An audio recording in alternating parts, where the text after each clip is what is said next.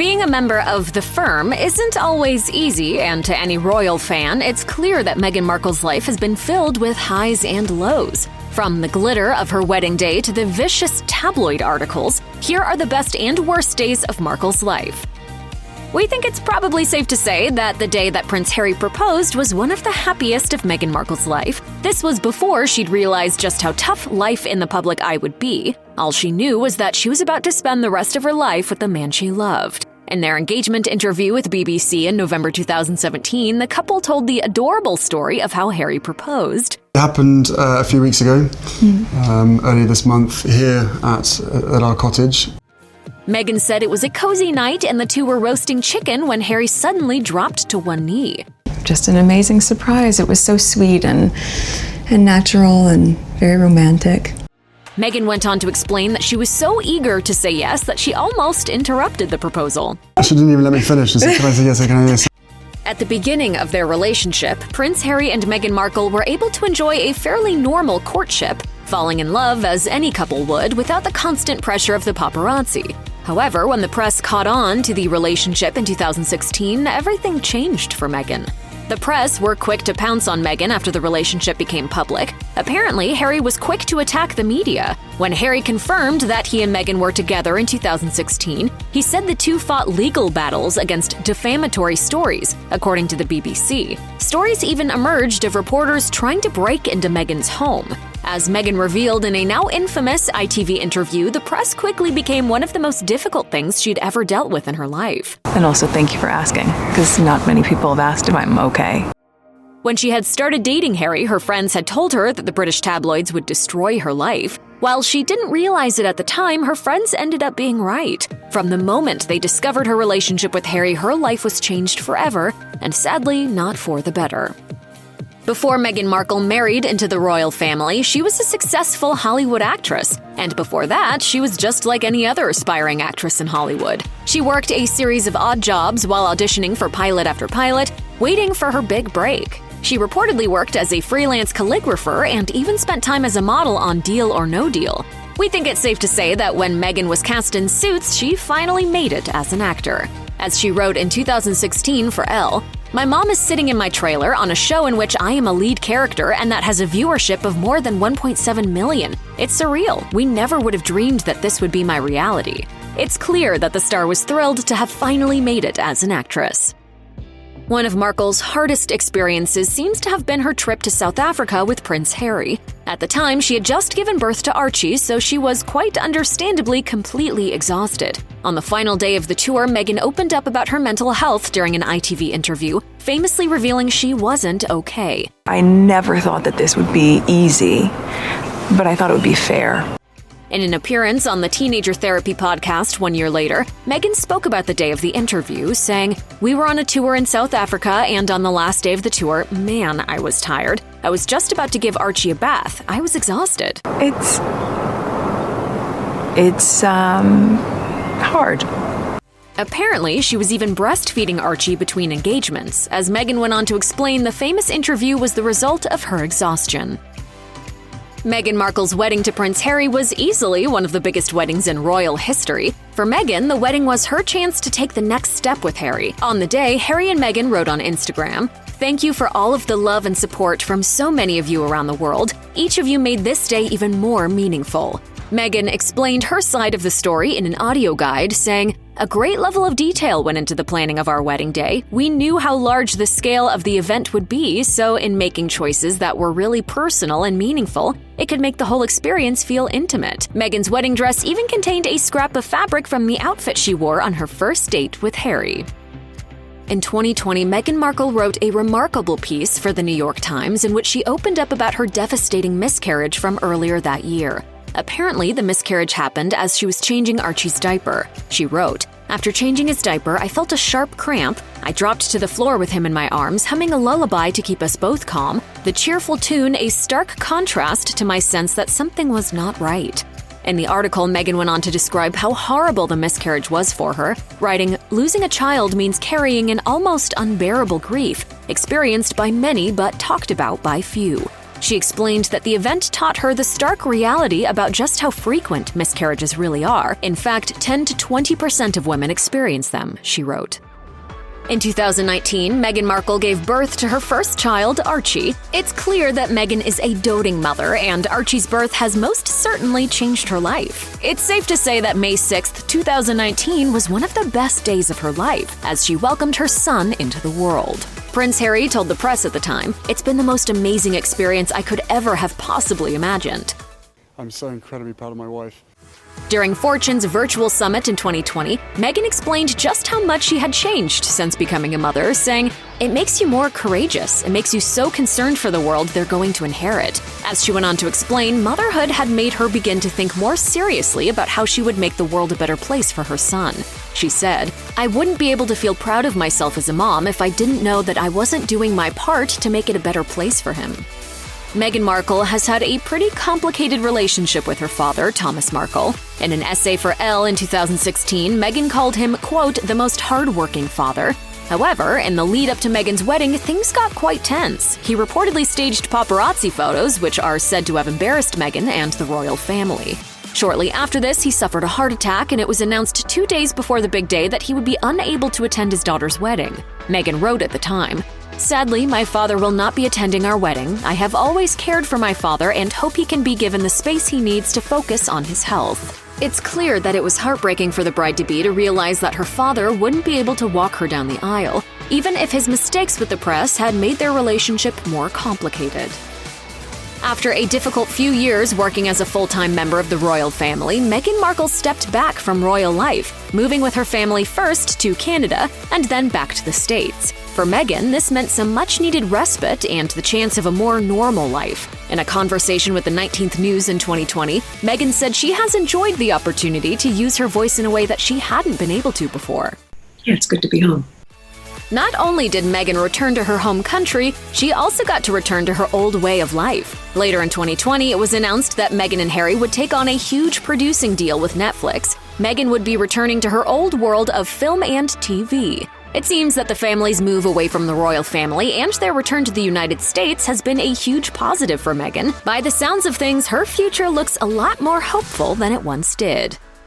Even though it's no secret that royal life wasn't exactly what Meghan Markle hoped it would be, it's clear that she found it hard to say goodbye to her husband's family and traditions. In fact, the day of her final royal engagements was probably one of the hardest days of her life. According to a journalist from Harper's Bazaar, Meghan's final official event came the day before the couple's big move across the Atlantic. As the journalist revealed, Meghan was close to tears on the day. In the book Finding Freedom, royal reporters Omid Scobie and Carolyn Durand went into more detail about the emotional days prior to Meghan and Prince Harry's departure. Apparently, during a private event at Buckingham Palace, Meghan couldn't hold in the emotions anymore and apparently cried in front of a few reporters. Hugging one of the young female aides she had become close with, Meghan reportedly said, "I can't believe this is it."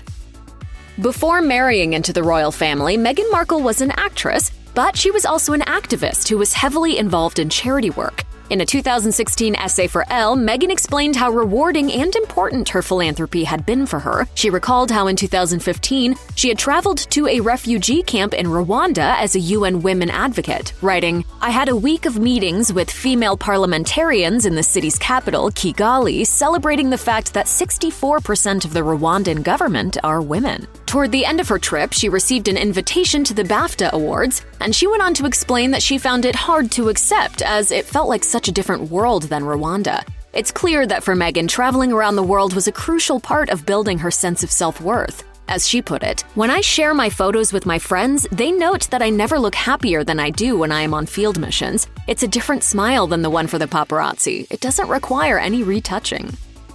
Falling in love with Prince Harry must have been a bittersweet experience for Meghan Markle. While she and her husband are clearly very happy together, marrying into the royal family did come with some downsides. In addition to the downside of the constant press attention, Meghan also gave up her acting career when she married Harry. Meghan explained in her engagement interview that her decision to quit her profession wasn't entirely sad, saying, "What's been really exciting as we talk about this as the transition out of my career is that the causes that have been very important to me I can focus even more energy on." However, since stepping back from the royal family, Meghan has reportedly begun to think about returning to the world of acting. As a friend told The Sun in March 2020, at the moment she is loving spending time with Archie and settling into her new life with Harry, but Meghan remains hugely ambitious and is very open-minded to a return to acting, which is what she knows, loves, and does best.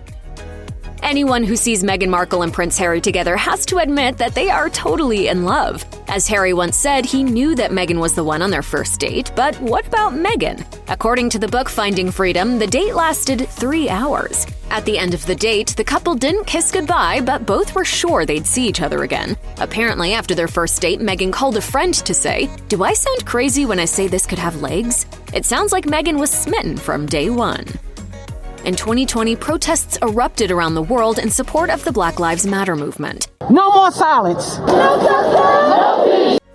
There were also counter-protests in some areas. It was a violent, dangerous, and upsetting time for many people, particularly in the United States. For Meghan, the movement was especially difficult to observe. In an interview with 19th News, Meghan talked about her experience observing the protests as a biracial woman who had recently returned to the United States. It was so sad to see where our country was in that moment.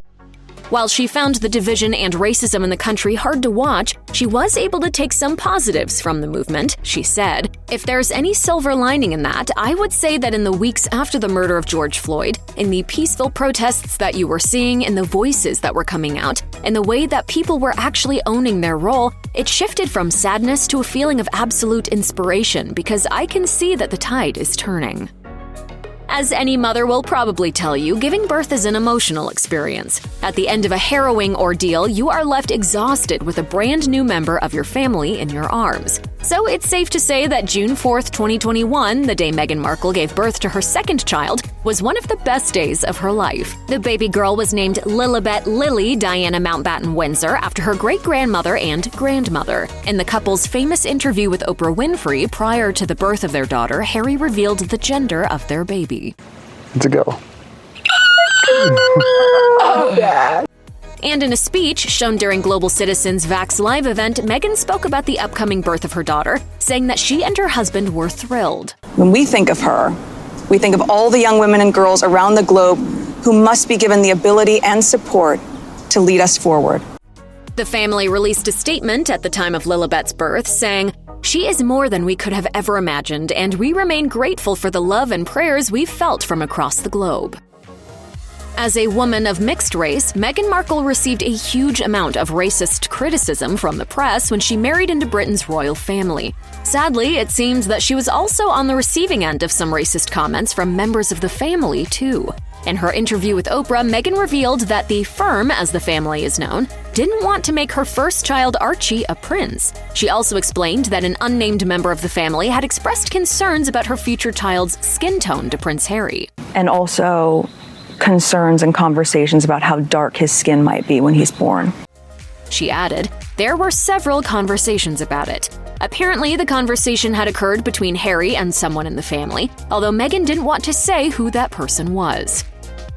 It's clear that Meghan Markle is a deeply creative person. Although she had to give up acting when she joined the royal family, she has continued with other creative projects. One of her most exciting projects was the children's book, The Bench. As she revealed to NPR in June 2021, the book was inspired by her first Father's Day gift to Prince Harry after the birth of their son. She recalled, "As most of us do, you go, what am I going to get them as a gift? And I thought I just wanted something sentimental and a place for him to have as a bit of a home base with our son." In the end, she wrote a poem for Harry, later expanding the poem into a full children's book about fathers and sons, which became The Bench. The summer of 2021 was certainly a tumultuous time for Meghan Markle and her family. Not only was she pregnant with her second child, but she was also gearing up for a huge public interview with Oprah that promised to reveal several shocking secrets about her time living in the UK as part of the royal family. Preparing for the interview was undoubtedly a stressful experience, so when members of her old staff team publicly accused her of workplace bullying just a few days before the interview, it seems that Meghan was overwhelmed. In the Oprah Winfrey docuseries The Me You Can't See, Prince Harry said that Meghan had broken down in tears after she heard about the accusations. Apparently, he woke up to find her crying quietly in the middle of the night. Meghan has denied all of the bullying accusations, though we think we can safely say that this day was one of the hardest of her life. While doing the explosive tell-all interview with Oprah couldn't have been an easy experience for Meghan and Harry, it's clear that it was something she felt she had to do. In fact, in the epilogue to the book Finding Freedom, it was revealed that Meghan felt that a huge weight had been lifted off her chest when the interview was over. One source told the book's authors that the interview had been cathartic for her, saying, "All the things she had kept to herself or been too afraid to say as a working member of the royal family, she felt safe to finally share. It was liberating." It sounds like getting the truth out about her experience with the royal family was exactly what Meghan needed. Giving birth to a member of the royal family was a hugely stressful ordeal for Meghan Markle. She had already experienced the obsessive attention of the British press, so she knew her child was not in for an easy life. However, she had always believed that the royal family would support her and her children. As Meghan revealed in her conversation with Oprah, she was shocked to learn that her future child wouldn't receive the protection and respect she thought they deserved. First of all, she learned that her child wouldn't be made a prince or princess. She was also told that because her child wouldn't have a title, they also wouldn't get any security. For Meghan, this was terrible news. She told Oprah, "Okay, well, he needs to be safe, so we're not saying don't make him a prince or princess, but if you're saying the title is what's going to affect that protection, we haven't created this monster machine around us in terms of clickbait and tabloid fodder. You've allowed that to happen, which means our son needs to be safe." That must have been a difficult day for Meghan.